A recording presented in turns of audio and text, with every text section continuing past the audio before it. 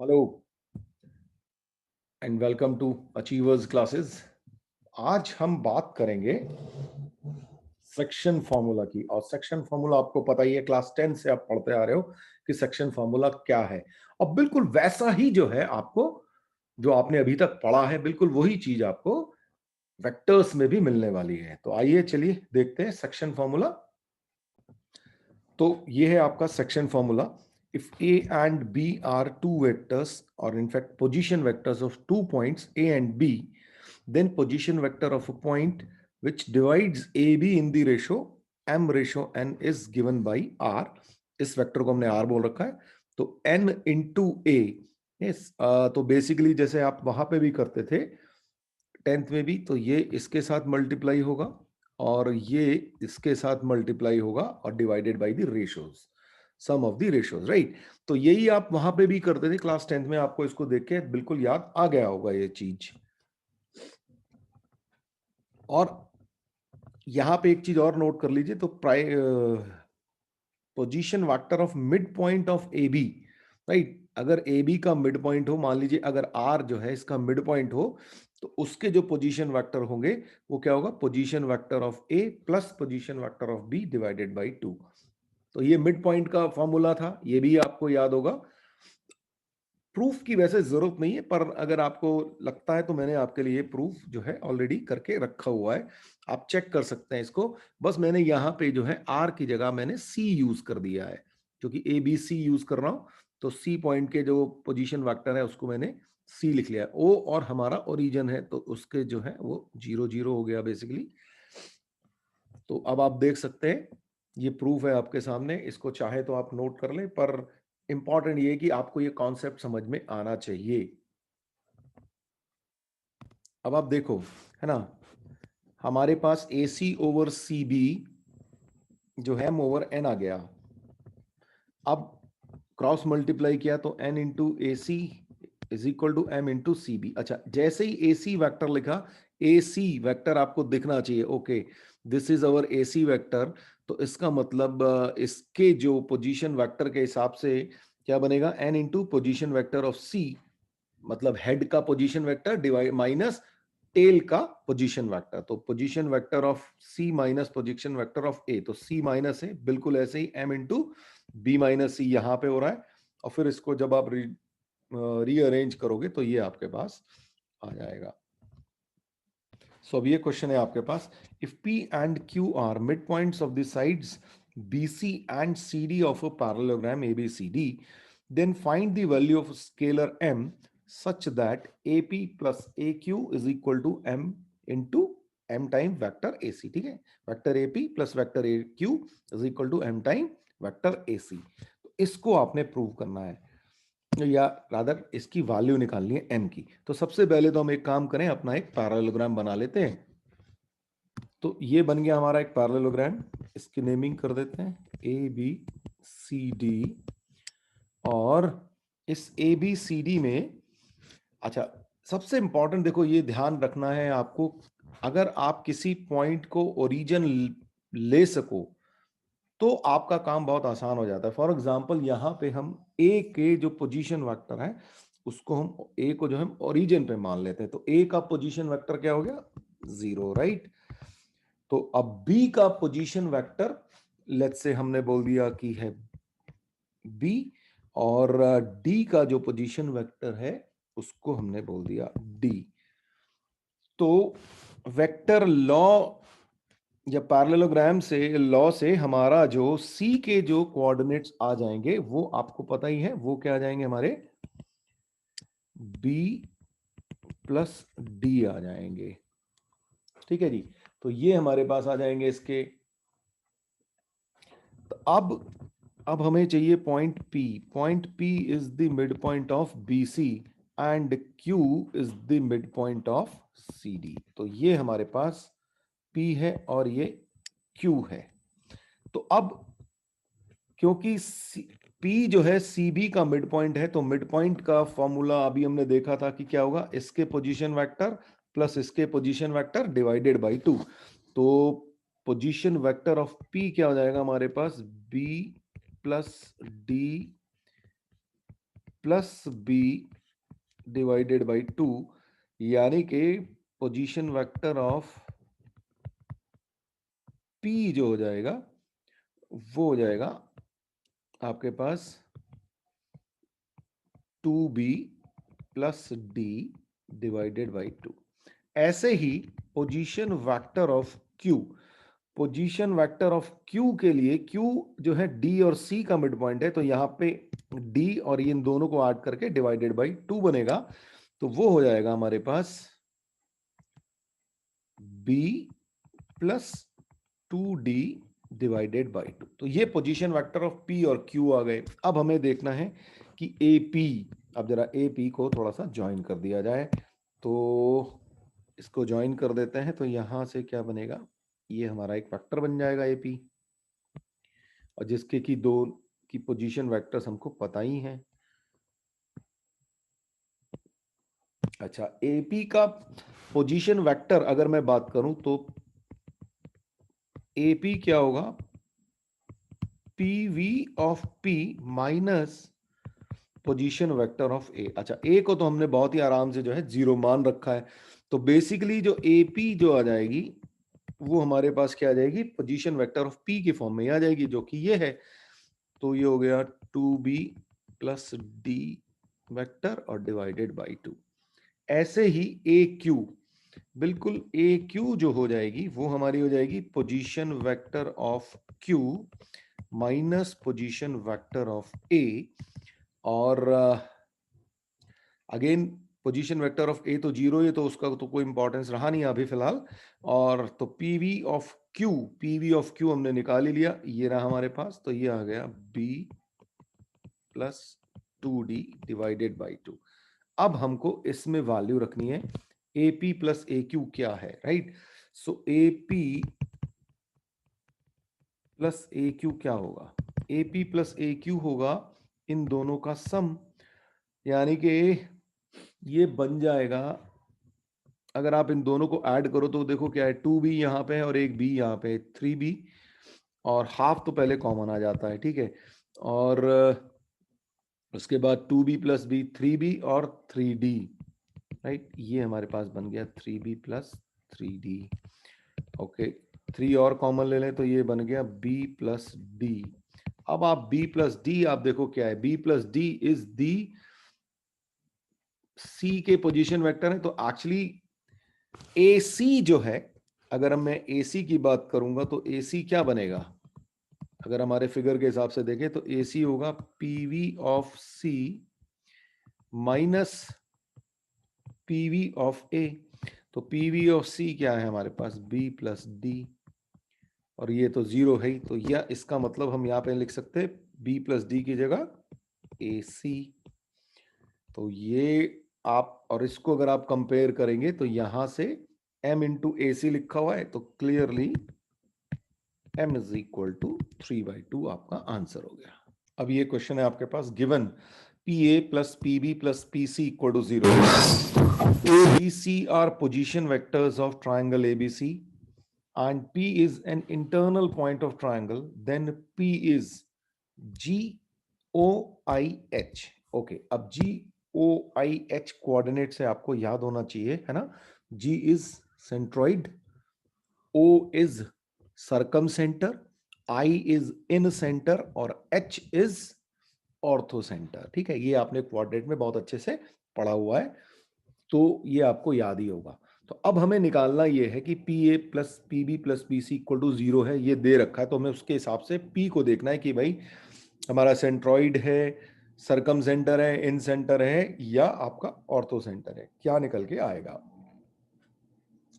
Okay अच्छा, PA, अगर A के अगर कोऑर्डिनेट्स हम अगर पोजीशन वेक्टर स्मॉल a मान लें और P का स्मॉल p मान लें, तो क्या हो रहा होगा भाई। तो अगर मैं PA लिखने की कोशिश करूं तो आपको पता है मैं कैसे लिखूंगा, position vector of A minus position vector of V, head का पोजीशन वेक्टर माइनस टेल का position vector, right.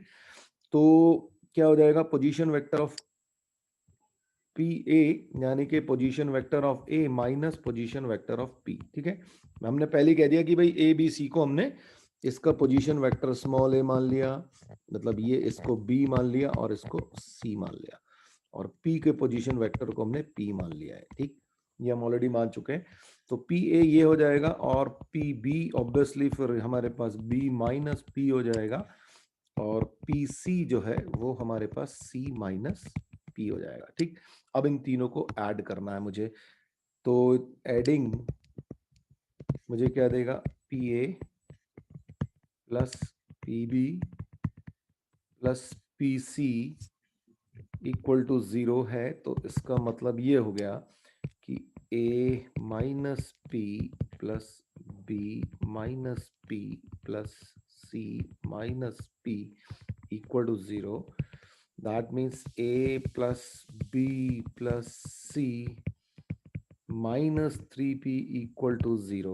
That means p is equal to हो गया a plus b plus c divided by 3, और कोऑर्डिनेट से आपको याद होगा ये क्या होता है, सेंट्रॉइड। ठीक है, तो ये p क्या हो गया हमारा, सेंट्रॉइड हो गया, यानी कि g। चलिए जरा ये होमवर्क के लिए करिए question. If C is the midpoint of point AB and P is any point outside AB, then ये चार ऑप्शंस हैं, कौन सा ऑप्शन रहेगा। और मैं आपको बता देता हूं, आप करिएगा जरूर, लेकिन इसका ऑप्शन जो है C जो है वो करेक्ट होगा। अब ये क्वेश्चन है आपके पास, in a triangle AOB E is the midpoint of OB and F divides BA in the ratio 1:2. Use vectors to prove that OP over PF is equal to 3/2, where P is the intersection of OF and AE. अब इस question को करने के लिए सबसे पहले तो आपको एक ट्रायंगल बनाना पड़ेगा, ठीक है, और एक कोऑर्डिनेट सिस्टम डिफाइन करना पड़ेगा। तो चलिए करते हैं फिर उसको। तो ये हमारा एक ट्रायंगल बना लिया हमने, और लेट्स से ये है OAB। अब मैंने आपको पहले भी बताया था कि इंपॉर्टेंट ये होता है कि हम जो है किसी एक ट्राइंगल के किसी एक वर्टेक्स को जो है ओरिजिन पे मान लें। ठीक, तो हम लेट्स से हम ये बोलते हैं कि भाई O जो है ओरिजिन है, तो पोजीशन वेक्टर ऑफ A जो है वो स्मॉल a से डिनोट कर देते हैं, और B का जो पोजीशन वेक्टर है B ले लेते हैं। ये अब आपको क्या दिया गया है, E is the mid point of OB। यहां पे कहीं E है, इसका मिड पॉइंट है, और वो है E। तो ऑब्वियसली अगर हमारे पास O ओरिजिन है और उसका जो पोजीशन वेक्टर है 0 हो जाएगा, तो E का जो पोजीशन वेक्टर है वो क्या बन के आएगा, B प्लस 0/2, यानी कि B/2 हो जाएगा। ऐसे ही अब ये बोल रहा है कि जो F है divides O B A in the ratio 1:2, तो बी ए को 1:2 में डिवाइड कर रहा है, तो लेट्स से यहां पे ये एफ होगा, तभी ये है रेशो 1 और ये रेशो है 2 इसको। तो अब अगर हम सेक्शन फॉर्मूला अप्लाई करें बी ए के केस में एफ के पोजीशन वेक्टर को फाइंड करने के लिए, तो क्या होगा, 1 से यहां पे मल्टीप्लाई होगा, जैसे कि मैंने आपको बताया था, ये 1 से मल्टीप्लाई होगा और ये जो है इससे मल्टीप्लाई होगा, है ना। तो क्या हो जाएगा, चलिए इसको हटा ही देते हैं, यहां से कंफ्यूज करता रहेगा ये।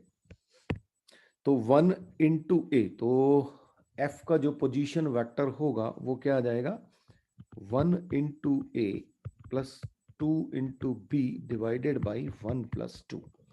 तो ये हमारा सेक्शन फॉर्मूला का यूज करके हमने इसके लिख दिए। तो यहीं पे लिख लेते हैं, तो इसका मतलब ये क्या बना, a plus 2b divided by 3। अब हमें सबके जो है यहां तक पोजीशन वेक्टर मिल चुके हैं, और अब हमें ये कहा है कि P is the intersection OF and O and AE। तो इनको OF और AE को जरा ज्वाइन करते हैं। अब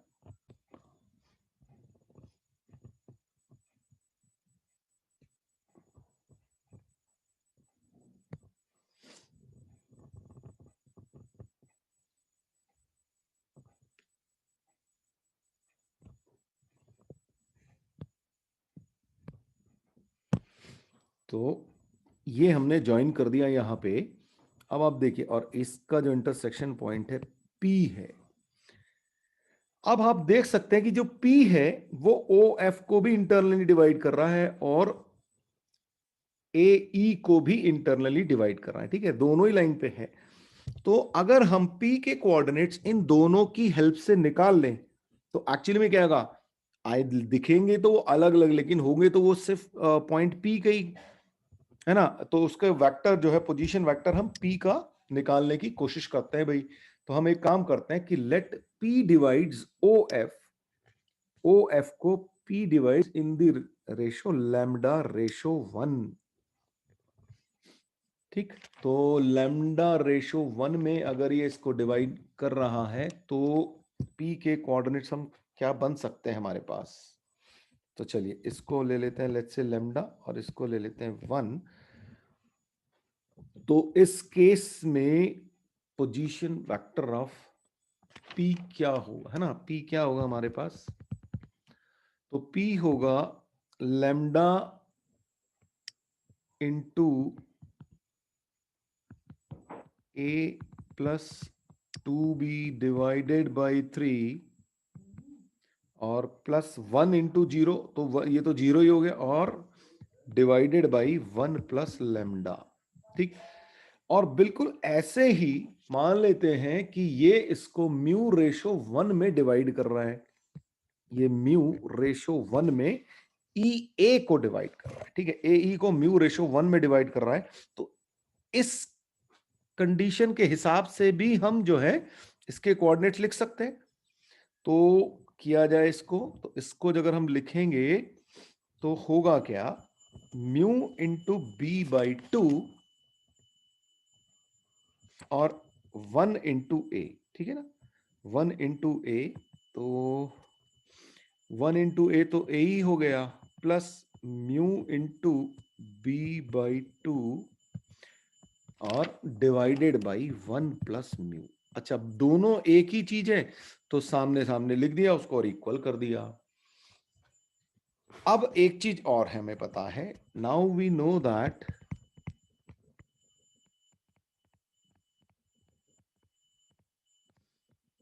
A and B are not collinear। ठीक है, अगर ये कोलिनियर नहीं है तो कोलिनियर की कंडीशंस में हमने देखा था कि हमने किस तरीके से उसकी वैल्यूज निकाली थी। ठीक है, तो उसके साथ के कोफिशिएंट की वैल्यूज हमने निकाल के देखी थी, क्वेश्चंस किए थे हमने प्रीवियस लेक्चर में। तो बिल्कुल वही कॉन्सेप्ट यहां पे लगाते हैं। तो सबसे पहले क्या करते हैं, एक फैक्टर को अलग कर लेते हैं और बी को अलग कर लेते हैं, है ना। तो थोड़ा सा इसको एडजस्ट करते हैं। तो एडजस्ट करके जब हम लिखेंगे तो यहां से क्या आ रहा होगा हमारे पास, A upon 1 plus mu,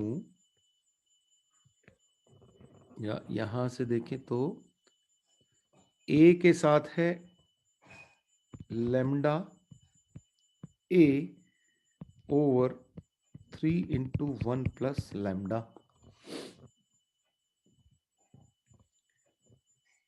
plus, और यहां से ही इधर से साइड सामने से लिख लेते हैं ना, ए के कोफिशिएंट यहीं से लिख लेते हैं हम। एक काम किया जाए, तो यहां से ए के साथ क्या क्या आ रहा है, 1 ओवर 1 प्लस म्यू। ठीक, और ऐसे ही अब बी के साथ लिखेंगे तो हमारे पास क्या आ रहा होगा, यहां से 2 लैम्डा ओवर 3, 2 लैम्डा ओवर 3 और साथ में ये 1 प्लस लैम्डा मल्टीप्लाई हो रहा होगा, इक्वल टू बी। यहां से क्या आ रहा होगा, म्यू बाई 2 और साथ में 1 प्लस म्यू, तो म्यू बाई 2 1 प्लस म्यू, ये हमारे पास आ गया। और इसको मान लीजिए मैं इक्वेशन 1 लिख देता हूं, इसको मैं इक्वेशन 2 लिख देता हूं। तो अब यहां से इनको सॉल्व करके हमें लैम्डा और म्यू की वैल्यूज जो है वो निकालनी है। तो क्या किया जाए, इन दोनों को डिवाइड कर देते हैं भाई, ऐसा करते हैं, इसको डिवाइड कर देते हैं। तो देखो ये क्योंकि ये लैम्डा ओवर 3 1 प्लस लैम्डा यहाँ भी है और लैम्डा ओवर 3 1 प्लस लैम्डा यहाँ पे भी है ना, ऐसे ही उधर भी है। तो जरा इसको डिवाइड करें तो क्या होगा, 1 डिवाइडेड बाई 2। तो क्या आ रहा होगा हमारे पास, ये लैम्डा, अब लेफ्ट हैंड साइड हम डिवाइड कर रहे होंगे, चलो ऐसा करते हैं, लिख ही देते हैं तो ज़्यादा आसानी से दिख जाएगा आपको, है ना। 3 into 1 plus lambda divided by 2 lambda और 3 इंटू 1 प्लस लैम्डा। ये देखो एक कैंसिल होता हुआ दिख रहा होगा, है ना। 1 over 1 plus mu divided by mu over 2 into 1 plus mu. तो 3 ये कैंसिल हो गया, इधर का लैम्डा कैंसिल हो गया और यहां से 1 प्लस म्यू कैंसिल हो गया।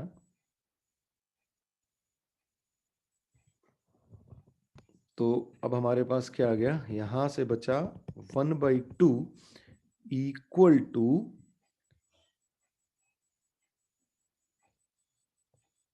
ये 2 है बचा हुआ तो 2 ओवर म्यू, ठीक। और 2 ओवर म्यू का मतलब हो गया म्यू इज इक्वल टू हो गया 4। और अगर म्यू इज इक्वल टू 4 हो गया तो अब हमें लैम्डा की वैल्यू चाहिए। तो लैम्डा कहाँ से निकल आएगा हमारे पास, आसानी से यहाँ पे रख दिया जाए आई थिंक, तो हमारे पास लैम्डा निकल के आ जाएगा। जरा सा ध्यान दो यहाँ पे ना, ये ए नहीं होना चाहिए था एक्चुअली में, है ना। ये ए था यहाँ पे, तो ये होना नहीं चाहिए था क्योंकि हम तो कोफिशिएंट निकाल लेते ना, वो गलती से ए लिख दिया मैंने, तो ये यहाँ नहीं होना चाहिए था, ऐसे ही यहाँ पे भी नहीं होना चाहिए था। अब मैंने एक्चुअली कैंसिल तो कर दिया उसको उसी वे में। तो ए जो यहाँ नहीं होगा तो हम इस 1 पे यहाँ पे वैल्यू रख देंगे। तो lambda over 3 into 1 plus lambda is equal to 1 over 1 plus 4। ये सिचुएशन आ गई हमारे पास। तो इसको सॉल्व किया जाए तो 5 lambda is equal to 3 plus 3 lambda, यानी कि 2 lambda is equal to 3। So lambda is equal to 3/2। ये आ गया हमारे पास। तो अगर ये हमारे पास आ गया तो P के कोऑर्डिनेट्स हम जो है, अच्छा हमें P के कोऑर्डिनेट्स नहीं चाहिए, हमें OP ओवर PF चाहिए। तो P के कोऑर्डिनेट्स क्या बन गए हमारे पास, है ना। अच्छा म्यू हो गया हमारे पास OP ओवर PF। अब हमें चाहिए OP ओवर PF।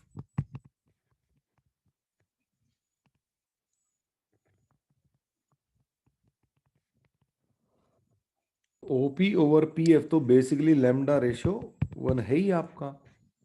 तो लैम्डा हमारे पास 3/2 यह है। तो ये आपका रिक्वायर्ड आंसर हो गया, यही आपको प्रूव करना था। अब ये क्वेश्चन आपके पास है, find coordinates of vector R, A B C D is a parallelogram, M is the mid point of AD. तो आपके पास एक फिगर दे रखी है, तो अब आपसे कह रहा है कि भाई आर के जो आपको वेक्टर कोऑर्डिनेट्स बेसिकली निकालने हैं, ठीक है। तो अब करना क्या है भाई, तो सबसे पहले तो हमें यही सोचना पड़ेगा कि भाई इनके जो पोजीशन वेक्टर हैं वो कैसे लें। और उससे पहले मैंने आपको बताया था कि इंपॉर्टेंट काम क्या होता है, किसी एक को जो आप ओरिजिन पे चूज कर लो। तो हम क्या करेंगे भाई, ए को हम बोल देते हैं कि भाई ये हमारा ओरिजिन है, ठीक है। तो बी के जो पोजीशन वेक्टर है उसको हमने बी बोल दिया और डी को हमने डी बोल दिया, ठीक। तो ऑब्वियसली पैरेललोग्राम लॉ से हमारे जो सी के जो पोजीशन वेक्टर है वो क्या आ जाएगा, हमारा सी का पोजीशन वेक्टर आ जाएगा बी प्लस डी। तो ये तो ऑटोमेटिकली आपके पास फटाफट आ गए। अब आपको दिया है कि m जो है मिड पॉइंट है ए डी का, तो m का पोजीशन वेक्टर क्या होगा, d/2 हो जाएगा, क्योंकि d प्लस 0/2 करोगे तो d/2 आने वाला है। अब सवाल यह है कि r को कैसे हैंडल किया जाए। तो हम एक काम करते हैं, जैसे हमने पिछले क्वेश्चन में किया था वैसे ही बिल्कुल लैम्डा रेशो 1 और म्यू रेशो 1 में इसको मान लेते हैं, ठीक है। तो ये हो गया लैम्डा रेशो 1 और इसको भी म्यू रेशो 1 में मान लेते हैं, तो उससे हम फटाफट जो है आर के कोऑर्डिनेट्स इन दोनों तरीकों से लिख पाएंगे। तो आर के जो कोऑर्डिनेट कह लो या पोजीशन वेक्टर कह लो, एक ही बात है ना, इंटरचेंजेबल यूज करते रहेंगे। मैंने आपको बोला था कि 3D और ये लगभग एक जैसा ही चल रहा होता है ना। तो आर क्या हो जाएगा हमारा, आर हो जाएगा lambda into B plus D और 1 इंटू 0 और डिवाइडेड बाई लैम्डा प्लस 1 हो जाएगा। ठीक है, प्लस 0 आ रहा होगा, ऑब्वियसली मैं उसको लिख नहीं रहा हूं, है ना। और ये इक्वल टू होगा किसके, यहां से 1 into B plus mu into D by 2 and divided by 1 plus mu. अब ऑब्वियसली ए और बी जो है नॉन कोलिनियर है, तो इन दोनों से, इससे और इससे हम ए और बी के जो कोफिशिएंट्स हैं उनको इक्वल रख सकते हैं अलग अलग। ठीक है, तो सॉरी यहाँ पे ए और बी नहीं है, बी और डी है बेसिकली, तो उसको आप लिख सकते हैं। तो कोफिशिएंट ऑफ बी लिख लेते हैं यहाँ पे, है ना, कोफिशिएंट ऑफ बी। तो कोफिशिएंट ऑफ बी क्या हो जाएगा यहां से, lambda over lambda plus 1, lambda over lambda plus 1 is equal to हो जाएगा 1 ओवर 1 प्लस म्यू। ये हो गई इक्वेशन 1 बोल दिया। और ऐसे ही coefficient of D, coefficient of D लिखेंगे तो ये भी lambda over lambda plus 1 is equal to, यहां पे डी आ जाएगा म्यू ओवर 2 1 प्लस म्यू। ये इक्वेशन नंबर 2 आ गई। इन दोनों को डिवाइड कर देते हैं तो आपको मिल जाएगा वैल्यू, किसी ना किसी की तो कुछ मिलेगी, है ना। तो देखो बड़ी सीधी सी बात है, 1/2 करते ही लेफ्ट हैंड साइड तो कैंसिल हो रही है, तो जो आपके पास आ रहा है वो आ जाएगा 1 लेफ्ट हैंड साइड से, तो 1 मिल गया आपको 1 ओवर, तो ये मिल गया आपको 2 बाई म्यू। ये आपको 2 बाई म्यू मिल जाएगा, यानी कि म्यू इज इक्वल टू 2 मिल गया आपको। ये आपके पास आसानी से आ गया। तो कोऑर्डिनेट्स ऑफ आर, तो आर क्या हो जाएगा हमारा, म्यू की टर्म में अगर हम लिख दें तो म्यू हो गया 2, तो D plus B by 3, right. तो डी प्लस बी बाई 3। तो इस तरीके से आपने सेक्शन फॉर्मूलों का यूज करना है। तो ये अब आपके लिए होमवर्क क्वेश्चन है, इसको देख लीजिए, बिल्कुल वैसे ही होगा जैसे हमने अभी बाकी के 2 क्वेश्चंस किए थे। बहुत इजी सा है, करिएगा जरूर।